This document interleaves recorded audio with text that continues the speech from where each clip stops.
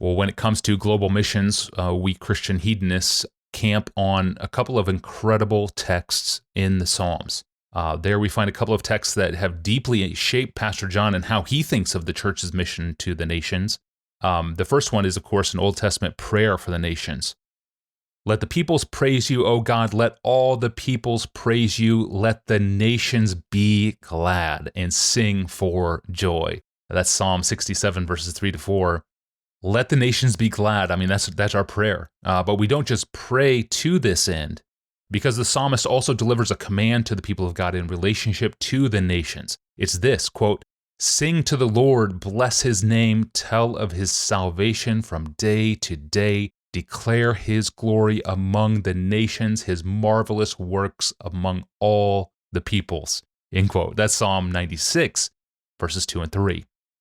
So let the nations be glad as they see our gladness in God. That's a powerful tandem of texts. The first text became the title of Pastor John's classic book on missions, Let the Nations Be Glad, of course.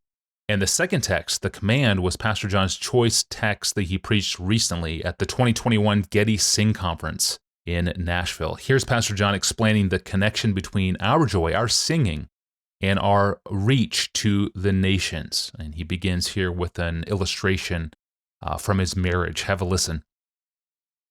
When we traveled together, which we did yesterday coming down here on the plane, and which we've done for 52 years together, I have said to her countless times in airports, on elevators, I'm so glad that you can go with me. It makes me happy that we can do this together. And do you know that never in 5 decades, never once has she said, "You are so selfish. It makes you glad that I'm along. Makes you happy that we can do this together. You are so selfish. Makes you glad, makes you happy." Never once has she said that. The reason that this conference exists is found in the answer to the question, why would she never think to say that? Why would it never enter her mind to say that? The worth and the glory that we see in others is measured by the gladness that we have in their presence. My pleasure in her presence is a tribute. It's not selfishness, it's celebration. My pleasure is a measure of her treasure to me.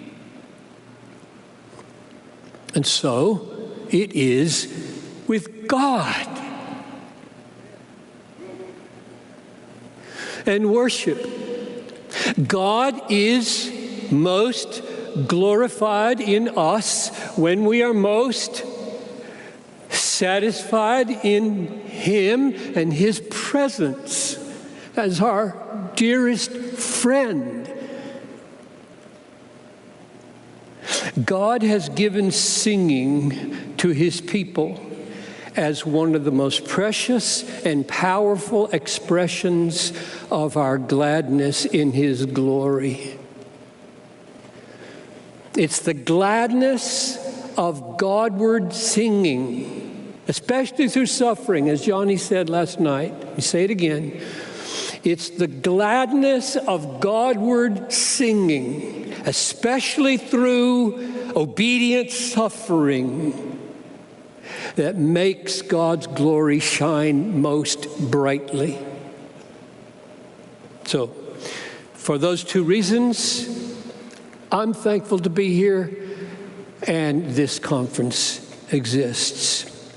Now, my task, as part of it, in these last few minutes, is to draw out some of the connections between the gladness of Godward singing and the finishing of the great task of the Great Commission, to gather God's elect from all the peoples of the world, or as Isaiah 35 says, to see all the ransomed of the Lord come to Zion with singing and everlasting joy upon their heads. So I have 5 connections to draw your attention to. I'll just point to them, and you can trace them out later, and I'll give you a scripture for each one. Number 1, the gladness of Godward singing sends the lovers of Christ to the nations. Psalm 96, sing to the Lord, bless his name, tell of his salvation from day to day. Declare his glory among the nations. While you're singing, do that. His marvelous works among all the peoples, for great is the Lord, and greatly to be praised. How many thousands of missionaries have heard their call in Psalm 96? Declare his glory among the nations. Do you hear that? Declare his glory among the nations. Sing to the Lord a new song there, to them. Every year, Bethlehem, when I was a pastor there for 33 years, we would have a missions conference. And at the close of the missions conference, we gave an invitation to all those who in the conference for the last 2 Sundays had heard or felt what they sensed to be a compelling leading of the Lord to cross a culture, to take the gospel, spending the rest of their lives to do it. That's a pretty high standard for an invitation. We would sing, we would stop, there would be no music and no head bowed and no eye closed, and I would wait. And Chuck, who helped me with that for so many years, sitting over there as a precious partner in it, our worship leader. And they'd come. They'd just get up out of their seats and come. 20, 50, one time, 200. And then we'd get them connected with the Nurture program. And then we'd close with a song. We rest on thee, our shield and our defender. Thine is the battle, thine shall be the praise. When passing through the gates of pearly splendor, victors we rest with thee through endless days. Because that's the hymn that the 5 Ecuador martyrs were singing when they were speared to death in 1956. And I believe with all my heart that as they walked to the front, uncertain and struggling, but sensing God's leading to give their lives to world missions, that call was sealed with that song. Singing sends lovers of Christ to the nations. I'm going to end it abruptly. That's from John Piper's message titled, We Win the World with Singing, a message preached at the Getty Sing Conference, Global 2021 Conference in Nashville, Tennessee last November. You can find the whole sermon and audio and video at desiringgod.org. Again, the message title, We Win the World with Singing. Thanks for listening to today's sermon clip. Our clips are crowdsourced. You tell us what bits of Piper's sermons changed your life, and we share that clip with the APJ audience. If you got one, email me. Give me your name, hometown, the sermon title, the timestamp of where the clip happens in the audio, and tell me how it impacted you. Put the word clip in the subject line of an email and send it to me at askpastorjohn@desiringgod.org. Well, the church is fractured. Over the past couple of years, we've experienced a lot of division among Christians at the levels of networks and denominations, and even inside local churches and friendships. So is this division a good thing?